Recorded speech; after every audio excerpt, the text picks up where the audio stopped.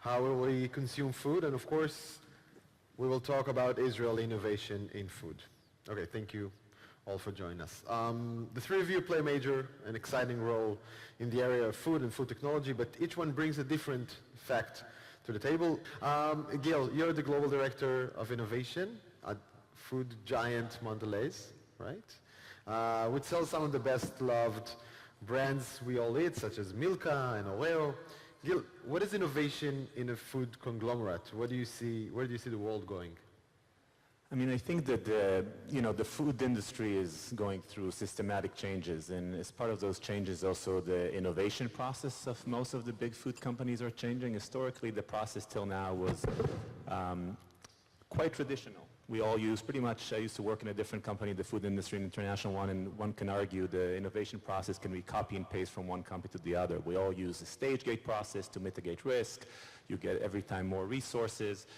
We all believed in the notion that R&D had to be internal with white labs and, the myth of the Coke recipe sitting in a vault in Atlanta. I don't know if it's true or not, but everybody's believed that everything has to be very in-house. That can't work anymore today. It can't work because consumer demands and needs are changing super fast, much faster than we can actually address them. Technologies are changing much faster, and the retail environment we all had 10 years ago is completely not the same, and we all heard Jack Ma this morning, and it's going to continue to change.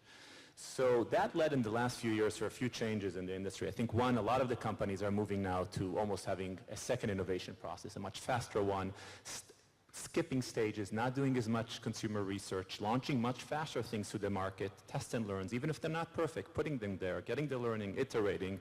If it's ready to go, scaling it. I think that's one big shift, and we're going to continue to see this, and most of the big companies are moving to that model.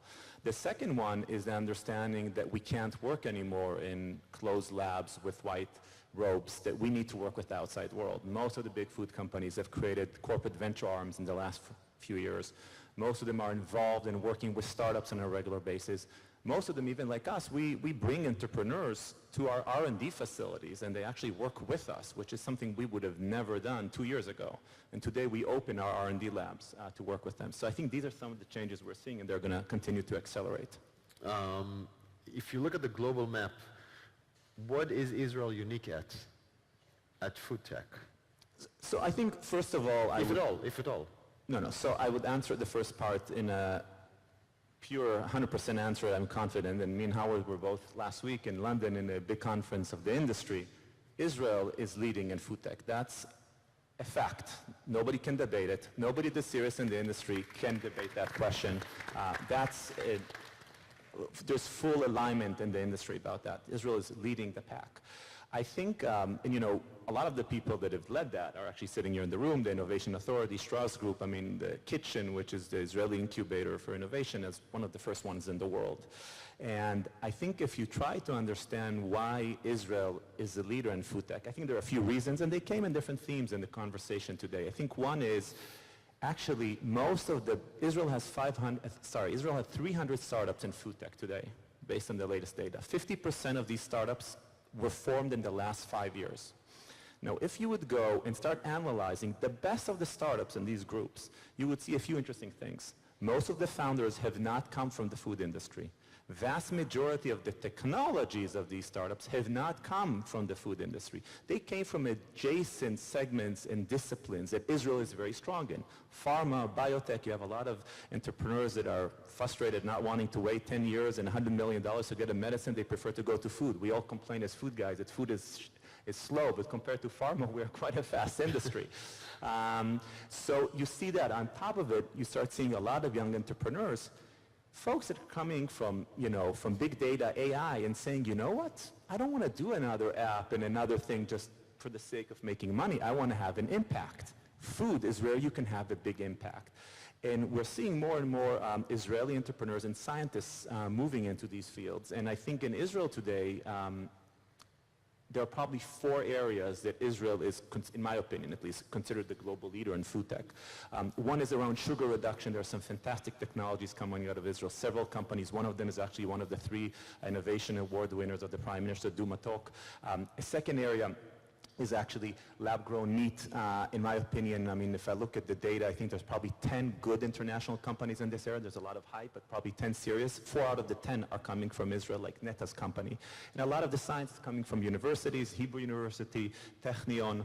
And the third area is food safety. We see a lot of good knowledge and know-how coming from optics into that area. And the last one, which came in some of the earlier panels, is actually personalized nutrition, which Howard said before, and I completely agree, which plays 100% to the strength of Israel. Big data, AI, gut microbiome. We have some very good science coming from Weizmann. So Israel is probably a leader in these 4 areas. So the last question that I want to address, 3 of you, what is the next big thing that's going to hit our plates? As you see, I always ask in the same direction. What is the next thing that we all going to feel at home? I'll go first. I mean, it's quite interesting. First of all, there's a lot of, I know Strauss talked about the Instagram, and everybody's posting their pictures of everything they're eating, and, you know, we need to all define the difference between a trend and a fad. And there's a lot of fads in food. I was just a few weeks ago on a trend tour with our team in New York, and some trendologist was trying to persuade us that the next big trend is charcoal. So everything we're going to eat is black, snacks are going to be black. Apparently all the toothpaste in the US are becoming black. I think that's a fad, and we probably need to see the difference between the two. But from a trend perspective, I actually think that the direction of food as medicine, food as a healer, is a direction that we're going to see the industry going more and more. Food, if you think about it, is the cheapest form of healthcare. If we want to impact healthcare, if we want to impact people's health, food is probably the easiest, fastest way to do it.